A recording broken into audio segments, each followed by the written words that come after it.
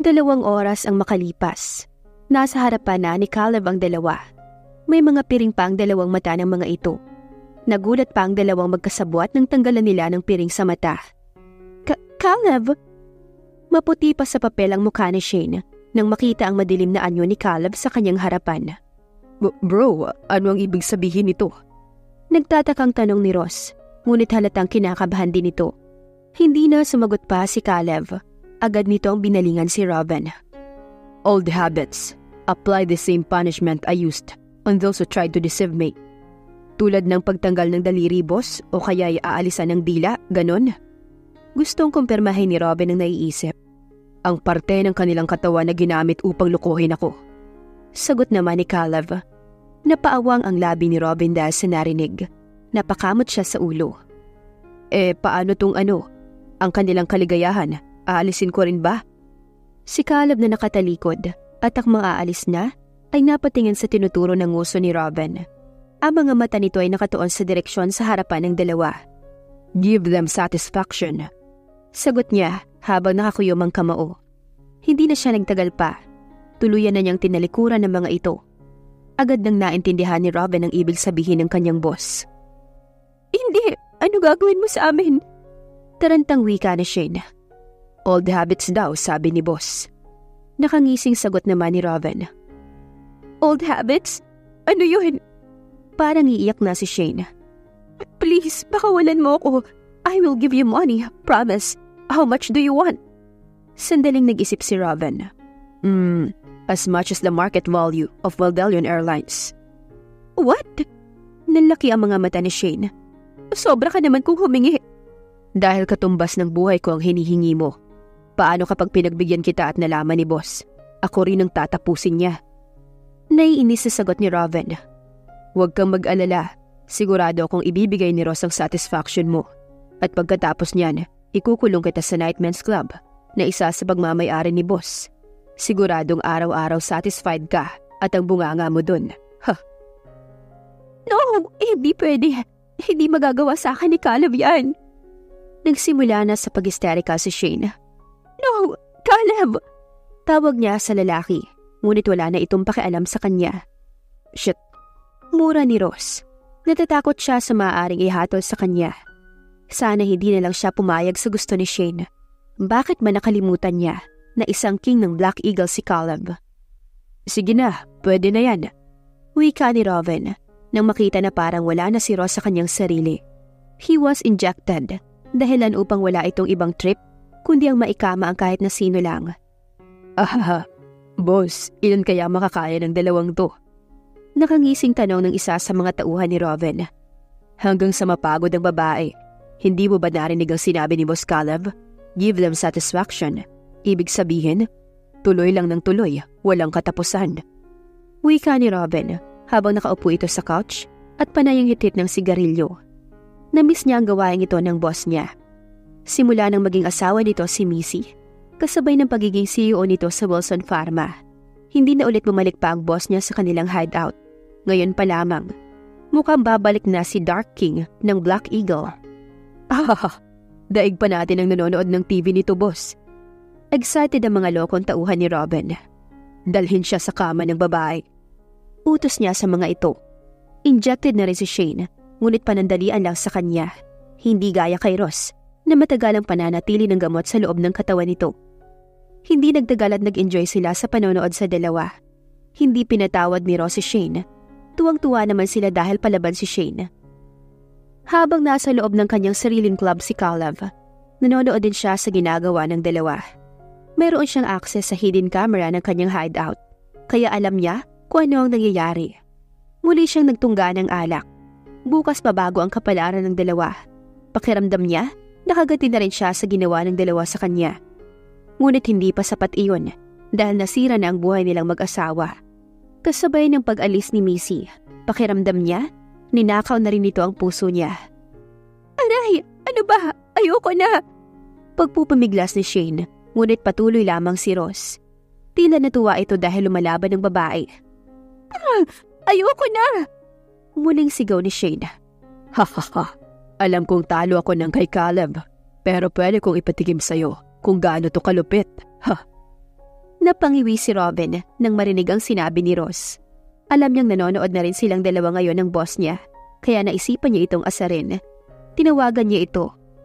"Boss, narinig mo ba ang sinabi ni Ross?" Gusto mo bang makita ko anong ginagawa sa lahat ng ahas na gumagambala sa kanya?" Ganting sagot din ni Caleb sa kabilang linya. Okay na ako sa earthworm, boss. Wala akong balak maging anaconda." Nahintakutan na sagot ni Robin habang pahapyaw na sinilip ang earthworm niya. Muling nagsalita si Caleb. "Alam mo na ang gagawin sa kanila mamaya." "Roger, boss."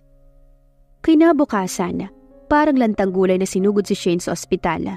Samantalang si Ross, wala pa rin sa sarili, ngunit tinapon ito ng mga tauhan ni Caleb sa tabi ng kalsada, malapit sa mansyon ng mga Wilson. Nang mabalitaan ng pamilya Armani ang nangyari sa kanilang nag-iisang anak na babae na si Shane, agad sumugod ang mag-asawa sa ospital. "Sinong may gawa nito sa'yo?"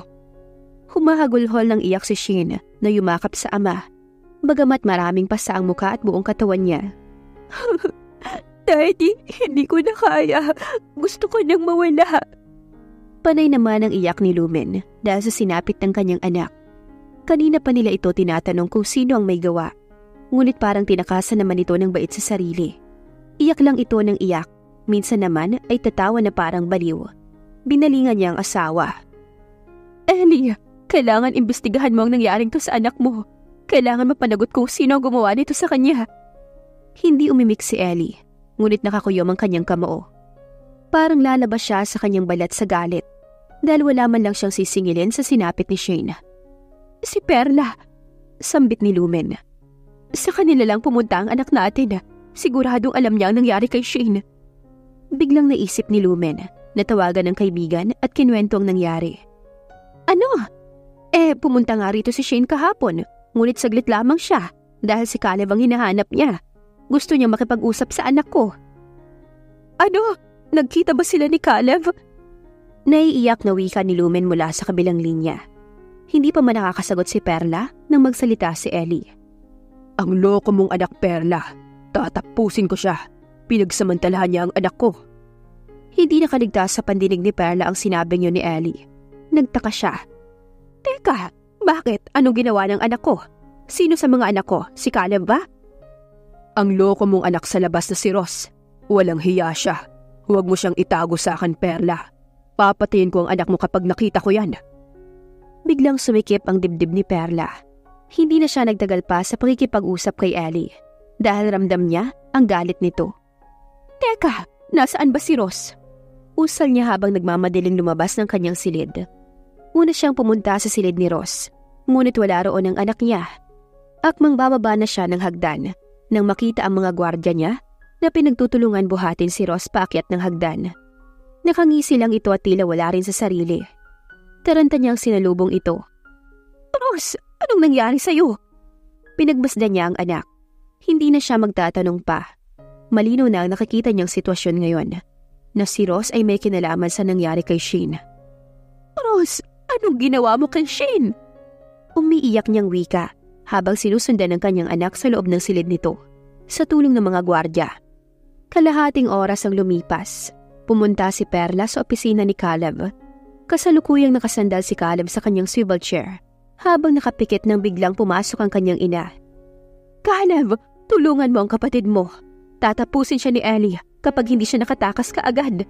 Parang nabaliw na si Ross." Nakakunot ang noo niya. Tumigil siya sa ginagawa at binalingan ng ina. "Hayaan mo siyang harapin ang problema niya." Muli siyang nag-focus sa mga pinipirmahan niyang dokumento. "Hindi pwede. Alam mo bang ginalaw niya si Shane? Galit na galit si Ellie ngayon." Hindi na nagulat si Caleb sa sinabi ng kanyang ina. Sinadya niyang isend ang video kay Ellie upang ito na ang humadol sa half-brother niya. "Caleb!" Muling tawag ni Perla. "Talaga bang bato na ang puso mo pagdating sa kapatid mo? Hindi ka ba naaawa sa kanya? Nasa iyo na ang lahat. Samantalang siya kahit shares man lang sa kumpanya ay wala. Hindi mo ba pwedeng pagbigyan ako sa hiling ko? Kahit na lang para sa akin." Nagsusumamo si Perla.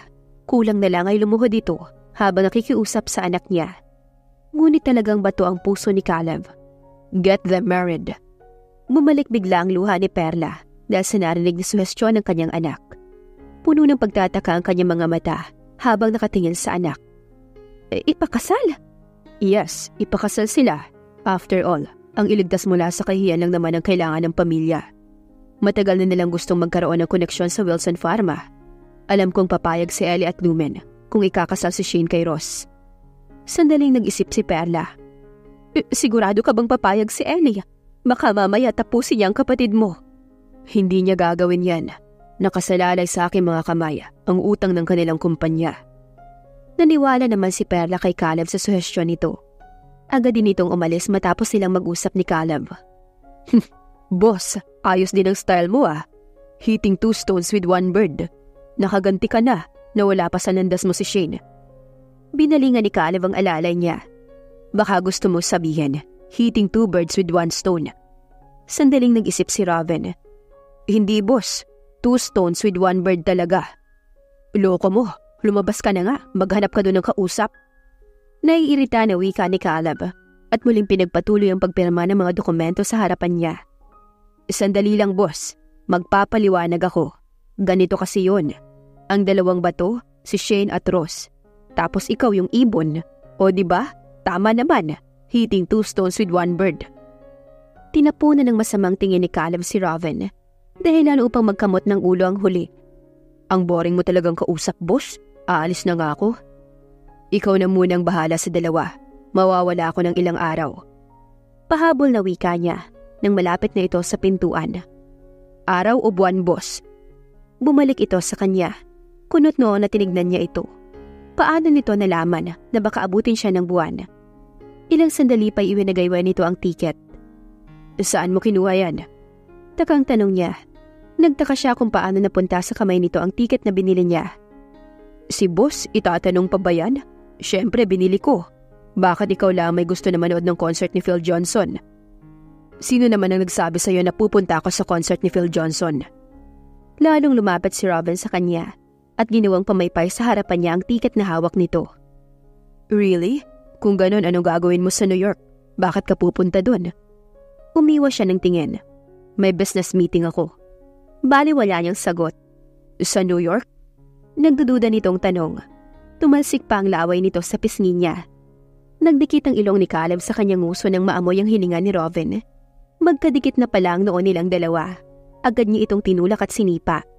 Sira na ang ulo mo. Doon ka na nga.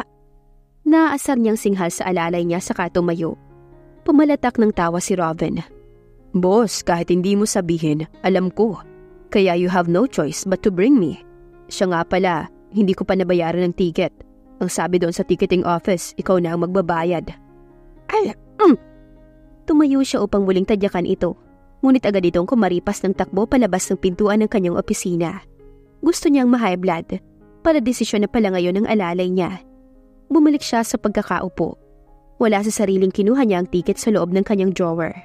Matagal niya itong tinitigan. Siya yung tipong hindi mahilig sa mga concert. Ngunit ito lang ang tanging paraan upang makita niya si Missy. Nalaman niyang isa ang CEO ng Kasi Pharma sa special guest sa concert ni Phil Johnson. Umaasa siyang makikita niya at makakausap si Missy. Kaya bumili na rin siya ng VIP ticket. Hindi niya alam kung tama ba itong ginagawa niya. Ngunit wala siyang ibang gusto ngayon, kundi ang makita si Missy. Magkikita nga kaya silang muli? Ano kaya ang mararamdaman ngayon ni Caleb?